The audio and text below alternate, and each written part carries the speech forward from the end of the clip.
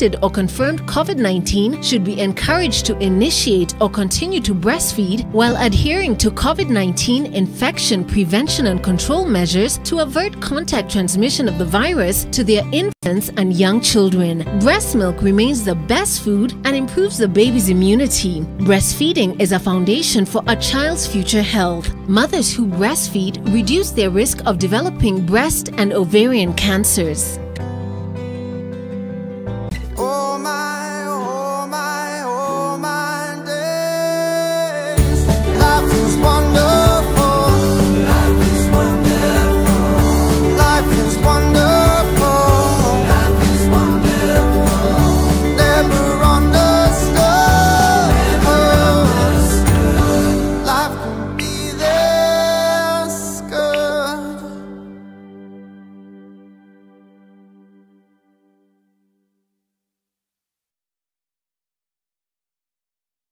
When the world changed, it made us go back to the simple joys and love the little things even more, like serving up your best, eating together, and sharing more.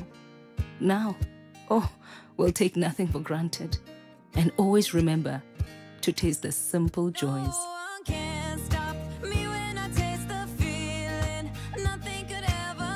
Coca-Cola, taste the simple joys.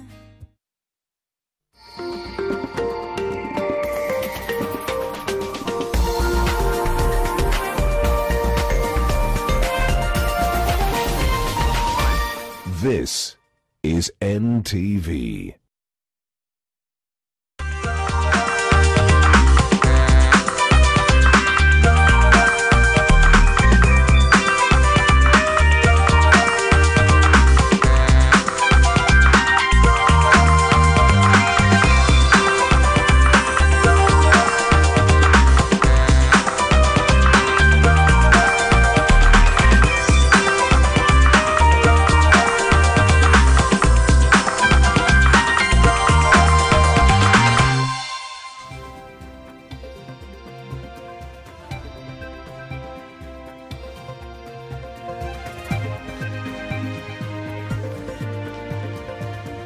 It is Tuesday, the 15th day of September 2020. You're watching NTV at 1. My name is Zainab Ismail, and we start here in Nairobi, where Garissa Governor Ali Korane has been barred from accessing office following his involvement in the alleged embezzlement of a 233 million shilling World Bank grant.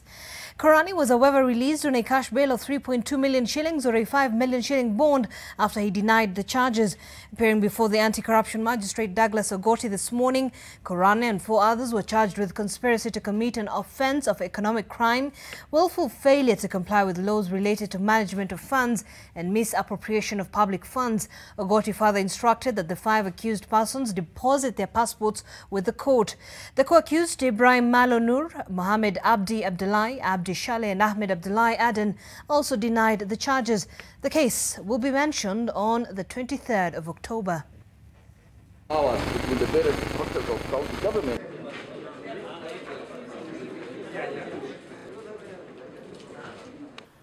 All accused are hereby barred from their offices, only allowed to visit while accompanied by an officer from the EACC. They should not make any attempt to approach or interfere with any witness in whatever form. This will lead to automatic cancellation of bond terms. All are accused to deposit their passports in court and only to leave the jurisdiction of the court with the court's permission. The parties are to open a common email and the DPP to disclose within 14 days. Councils are given another 14 days to take instructions. There will be a virtual mention for further directions on 23rd October 2020 at 10 a.m. All right, and speaking there was the anti-corruption magistrate Douglas Ogoti. The presidential order for investigations into the alleged theft of COVID-19 funds expires today. On the 26th of last month, President Uhuru Kenyatta ordered the investigative bodies to conduct a probe and report back in 21 days. The investigation into the theft of funds, according to the president, was necessary because of the immense public interest in the matter. It also came days after NTV aired an expose into the alleged theft titled COVID-19 Millionaires. Even as the public awaits the outcome, legislators have been conducting its own probe. And this morning, the ad hoc committee on COVID-19 held a virtual session with the Auditor General, the Kenya Bureau of Standards and the Pharmacy and Poisons Board. The Auditor General is expected to give a special audit report by the end of November 2020.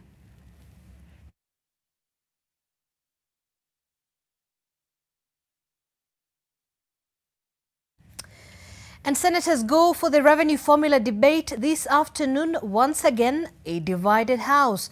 It will be the 10th time the House will be meeting to try and find a solution to the revenue sharing formula that has had opposing sides fight each other to carry the day. NTV understands senators are still holding on to their hardline positions, with none showing signs of a ceding ground. A committee set up to find a solution also failed to get one, leading to two reports being presented before Speaker Kenneth Lusaka, representing the deep divisions that still exist. The debate has this far attracted outside interference, with some senators being arrested to try and arm twist a position. There is a likelihood of the House deferring the matter once more to seek more consensus and a political solution, as senators now accuse the Speaker Lusaka of not providing direction on the matter.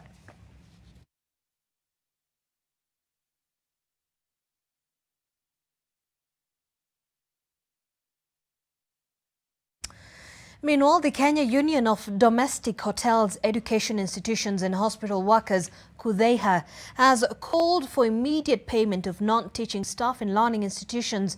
KUDHEHA Secretary General Albert Njeru questioned the whereabouts of 12.8 billion shillings that they say was allocated for those staff who constitute a third of all staff across the country. He said this might complicate the reopening of schools due to arrears of the 6 months.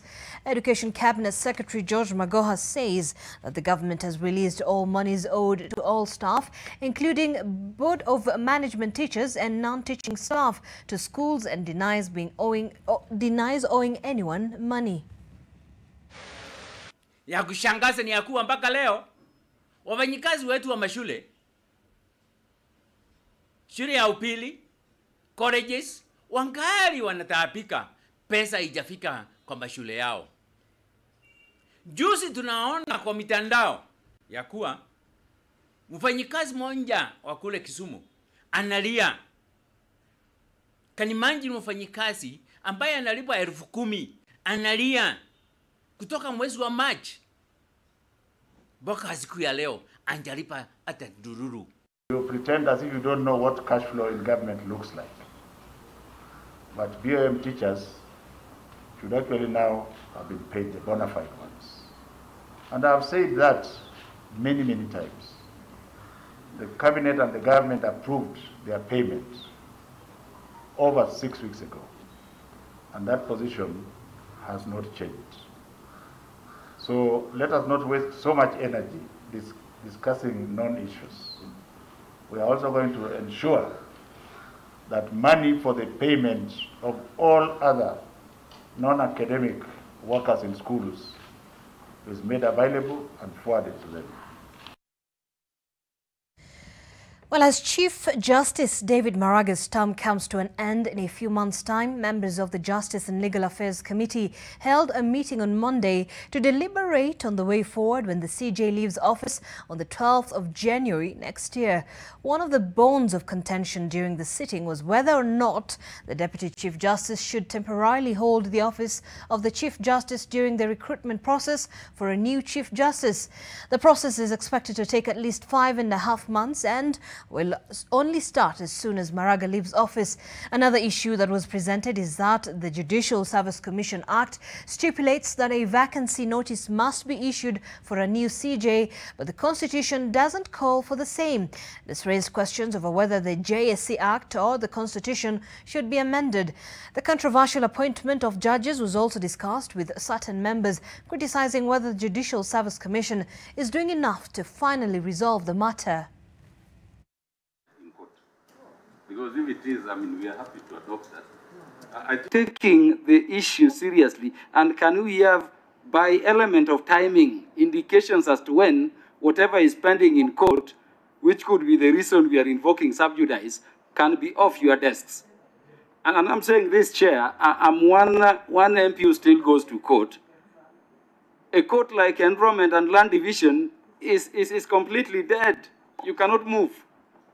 Can we have a bit of timelines? But number two, could there be agreements in terms of how, as the leadership of the country here seated, all of us together, from the two arms of government, we could intervene with the executive so that we go over these issues? That's what is in court. Enforcement of that order. One of the prayers that are in that case, if my recollection is right, is they are seeking orders that if the president refuses to appoint, then those those nominees become judges and start working. A principal suspect in the 52 million shilling fake currency scam, Arafat Ikumi Omar, has been charged in a Kiambu court with obtaining more than 8 million shillings by false pretense. Arafat Ikumi Omar, alias Rashid Kowe, denied the charge before Kiambu Senior Principal Magistrate Grace Omotho. Omar is the main suspect in the scam after the fake money was allegedly found in his house at Sapphire Heights apartments along George Padmore Road in Nairobi in 2008. He was charged with attempting to defraud Jedida Thotho of 8 million shillings on diverse dates between July 2nd and August 5th at Village Market in Nairobi. The accused was awarded a bond of 4 million shillings with a surety of a similar amount with an alternative cash bail of 1 million shillings. The matter will be mentioned on the 29th of September for pre-trial, with a hearing scheduled on the 18th of November 2020.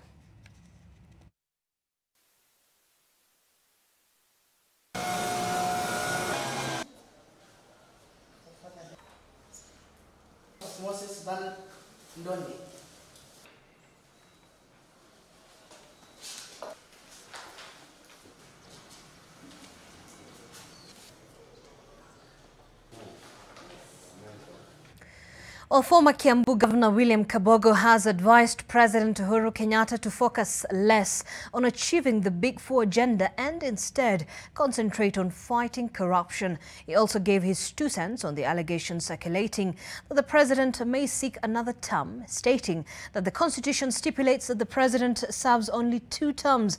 Kabogo was speaking at St. Francis Catholic Church on Tuesday during a burial ceremony. Listen. Za kwenda nyumbani zinakaribia.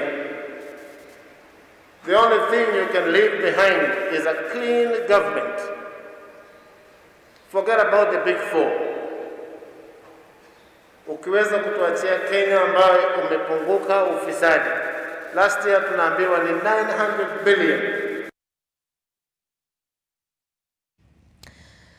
Well, as water levels continue to rise in the Rift Valley lakes, the National Environmental Complaints Committee, NECC, has raised concerns over the massive pollution of 3 lakes in Rift Valley. The committee identified lakes Nakuru, Naivasha and Elementaita as the most affected. Ruth Sarmoi has more. Each day, the waters keep rising.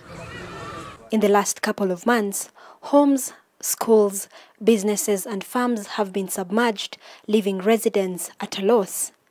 Now, life underwater is in danger too. Most of the illegal structures and all other developments that have been put across the lake, they have actually been releasing or also discharging effluent into the lake. And therefore, even the quality of the water that we are actually seeing as an issue, because I am sure the issue of the levels of E. coli, or for example, the turbidity of that water.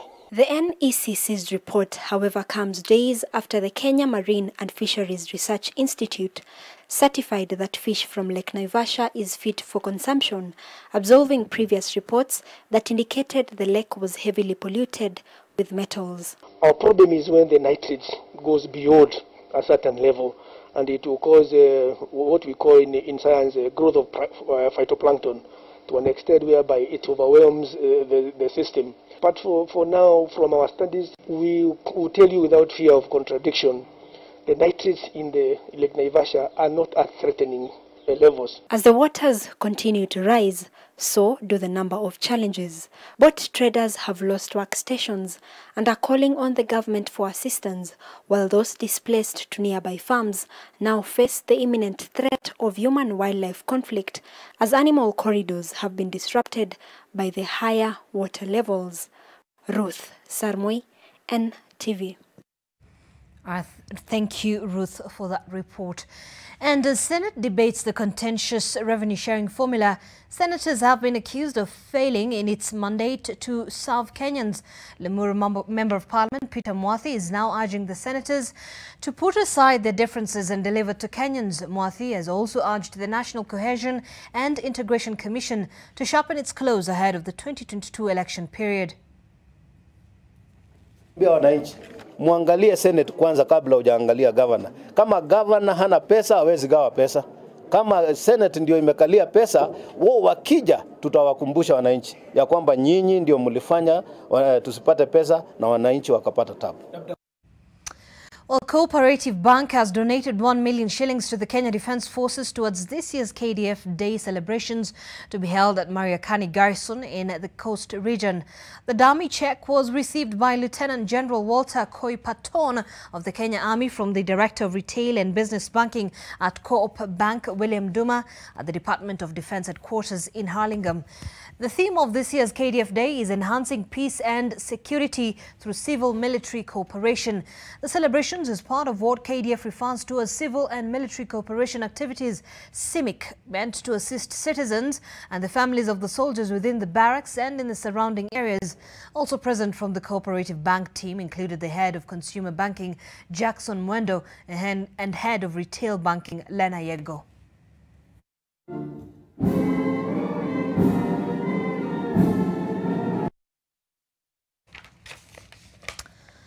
Now, the recruitment agency of Tuskys supermarket Artemis Outsourcing found itself between a rock and a hard place after employees of the struggling retailer stormed its offices in Nairobi demanding settlement of salary arrears.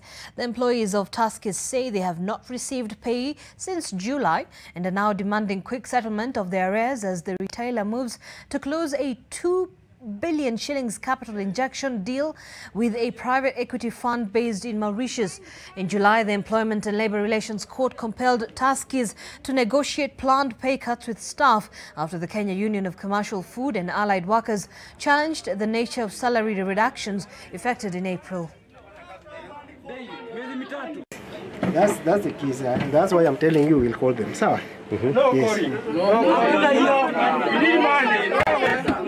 On your behalf. No, kama barua yangu, I have it here with me. I have it here with me. It's here. With me. Jana nimekuwa kazi asubuhi. Jana asubuhi nimekuwa kazi. Nimeingia 6 kufika hivi naambiwa Queen nenda nyumbani. Kindly go home. Why? Barua yako ndio hii. Inafaa unafutwa na pesa yako unapatiwa. Unaenda na peaceful way. Saa hizi tunaumia. Yaani tunaumia. Tunalala njaa. Hakuna pesa tumepewa for the last 3 months. Na tunalipa rent, tunasomesha watoto, wanataka wakule. Sisi wenyewe tunafaa tuende kazini na pesa, hatuna. Sasa hii tunatuma kwa MD wetu. Tulipe pesa zetu, hatutaki kazi yake. Well, planting trees equaling your age each year could significantly contribute to the country's plan of realizing a 10% forest cover. Now, this is according to the Green Africa Foundation, which is encouraging every young Kenyan to take part in the initiative. The Plant Your Tree initiative was started in 2011 when the late Professor Wangari Maathai passed away. In her honor, the foundation's chairman, Dr. Isaac Kalua, is asking Kenyans to plant 71 trees. The annual tree planting activity took place in Kajiado this year. Youth from the Kazim Tani project also participated in the exercise. Tree can start.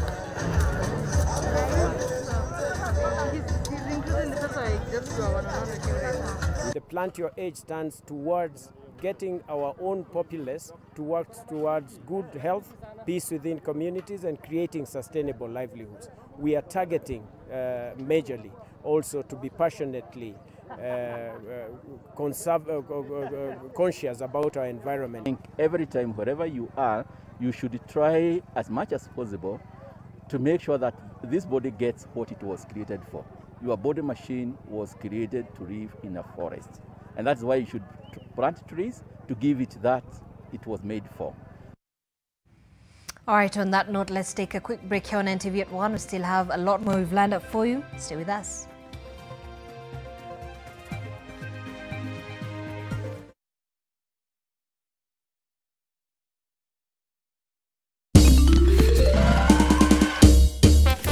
Sona moja imetengenezwa kwa njia spesheli ili kupambana na maumivu kwa haraka.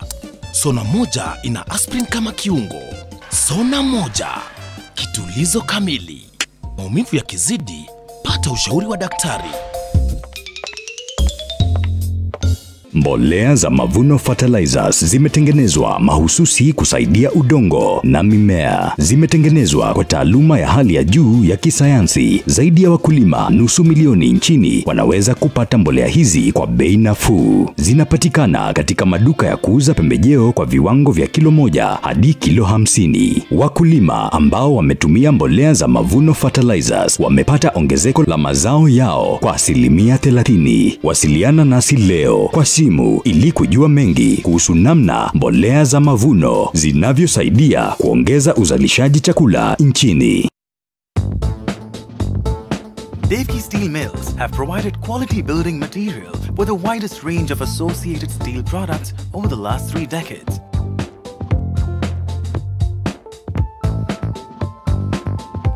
Look for the Devki mark on a wider selling reinforcement, twisted and TMT rebars, which are KBS certified and have the diamond mark of quality.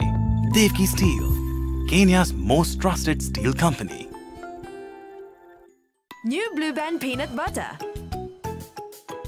Made with 100% pure peanuts. And a good source of omega-6. Grow healthy and happy kids with New Blue Band peanut butter.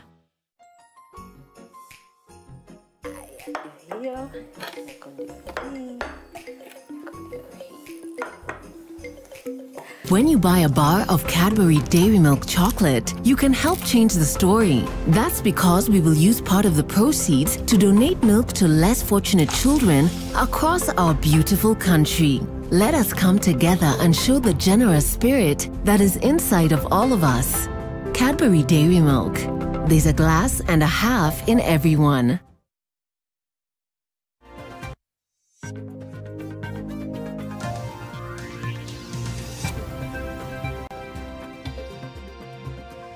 All right, thank you for staying with us. Now, Cooperative Bank emerged top in the recently issued report by Site on Investments on the performance of listed Kenyan banks in the first half of this year. Cooperative Bank emerged top in the franchise ranking due to high efficiency levels as evidenced by a low cost-to-income ratio, which came in at 60.1% as compared to an industry average of 67.4%. I&M Bank emerged top in terms of comprehensive ranking of listed banks. Listed banks recorded a 33.6% decrease in core operating earnings. The depressed earnings is partly attributed to the tough operating environment. The listed banking sector stocks continue to trade at cheaper prices compared to historical averages, as it is currently trading at an average price to earnings ratio of 6.2.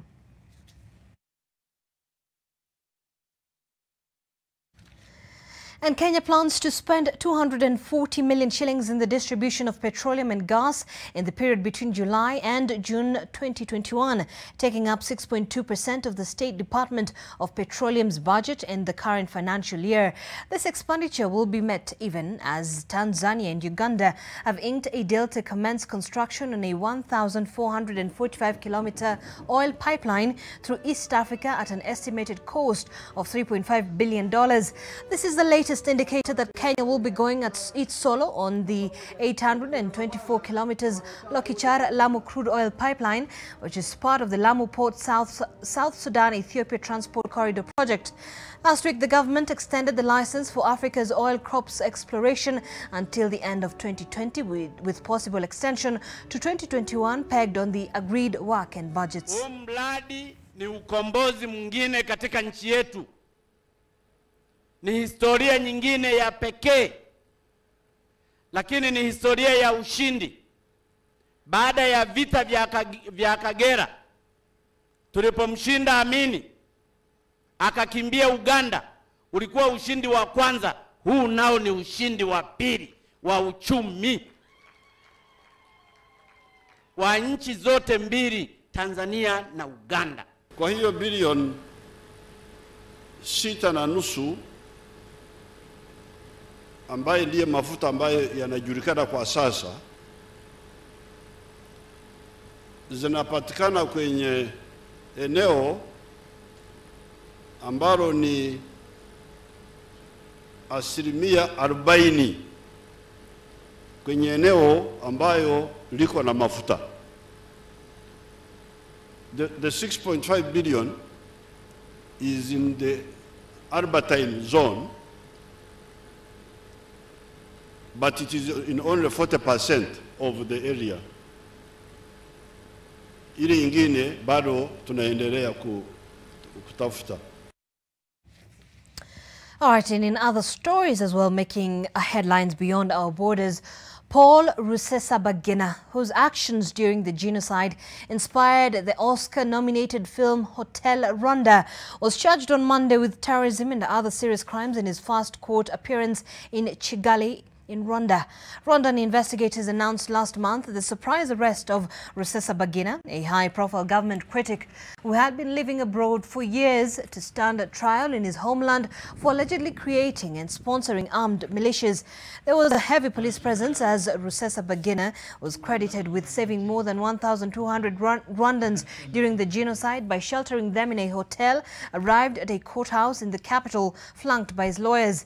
The presiding judge read out 12 charges against him, including terrorism, financing and founding militant groups, murder and arson. Meanwhile, Ivory Coast's top court on Monday cleared the path for President Alassane to seek a contentious third term as protests turned violent in several cities and fears grew of a repeat of the conflict that claimed 3,000 lives in the West African country a decade ago. The Constitutional Council also barred former President Laurent Gbagbo and former rebel leader turned Prime Minister Soro from standing in next month's presidential election. It cleared only 4 of the 44 candidates for the October 31st presidential election.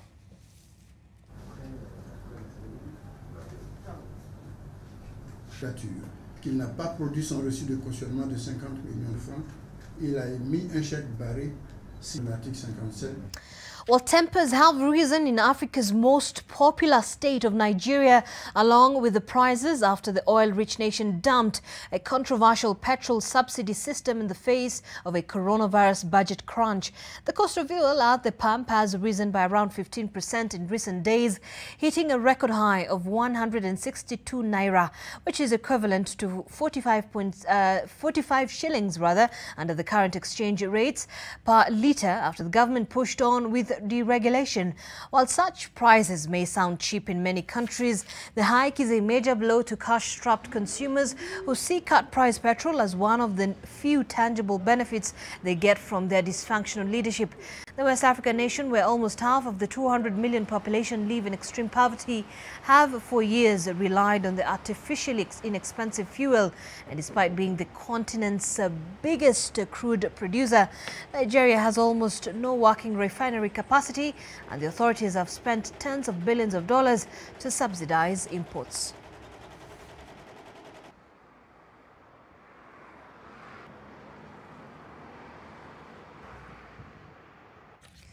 Well, here is another one to remember and really mull over. It involves a snake, a python to be specific. Now, zookeepers at the St. Louis Zoo in Missouri in the U.S. say a female ball python has produced 7 eggs despite having no contact with a male in over 15 years. The snake, identified by the number 361003, is over 50 years old and the oldest ever documented in a zoo. And the scientists are carrying out genetic sampling to find out if the python reproduced sexually or asexually, as snakes can store sperm for delayed fertilization.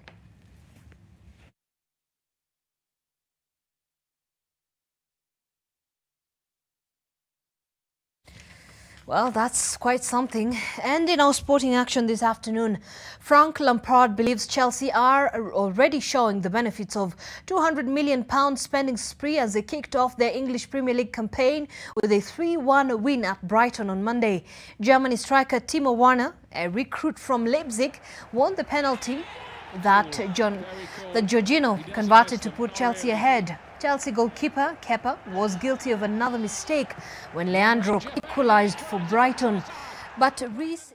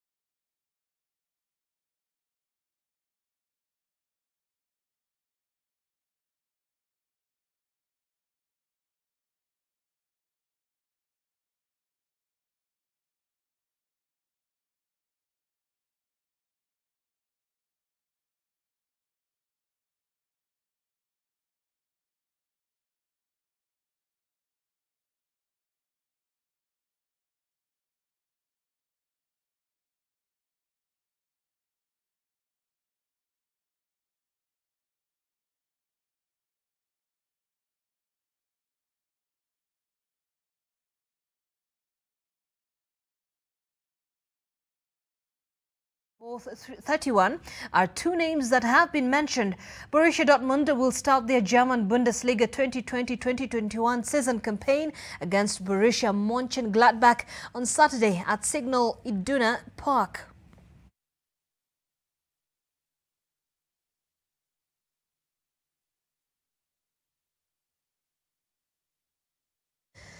And Papa Masata Diak, son of the former head of the Association of Athletics Federation, IAAF, Lamine Diak, has said that he refused to recognize the authority of a French court probing his alleged involvement in concealing Russian doping in return for payments.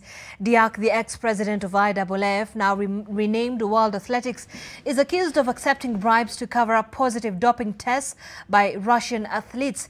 But his son Masata, who at that particular time worked as a marketing consultant to the IAAF while his father led the organization, has been tried in absentia and faces charges including corruption and money laundering. Senegal refuses to extradite Masata. A Paris court is due to deliver a verdict on Wednesday, and both Diaks could face a prison sentence of up to 5 years if found guilty.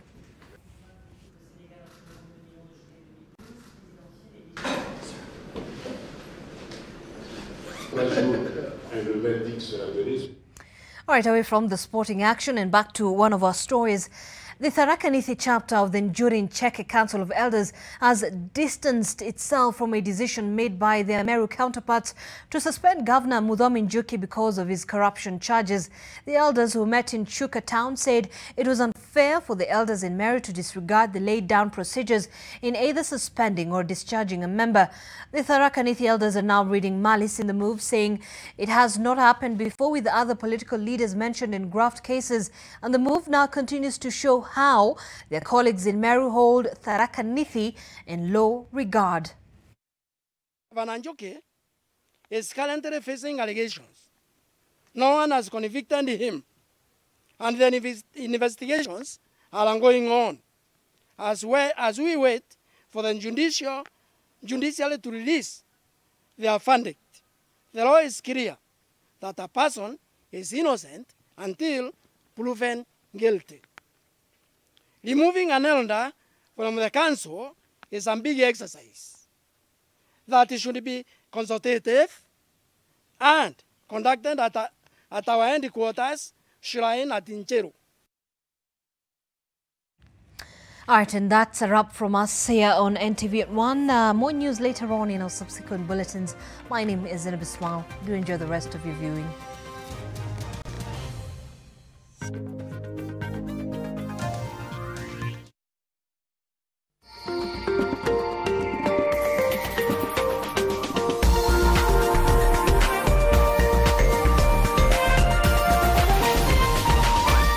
This is NTV.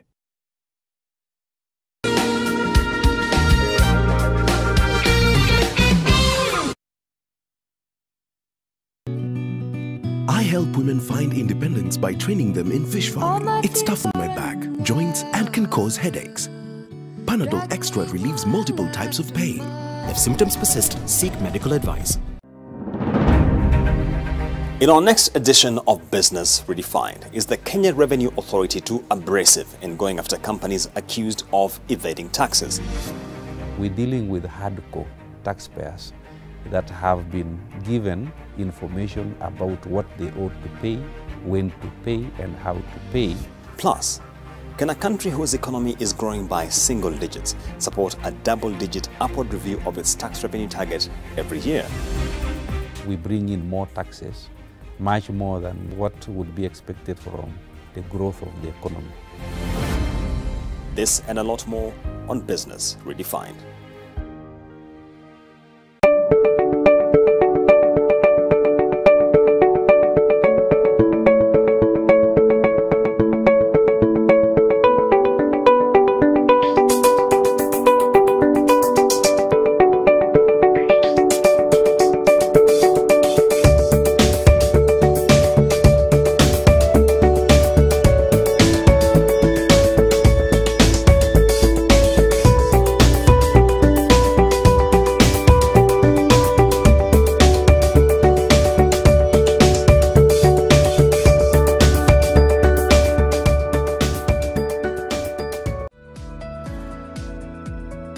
As we take personal responsibility and adhere to all government regulations and guidelines in relation to corruption,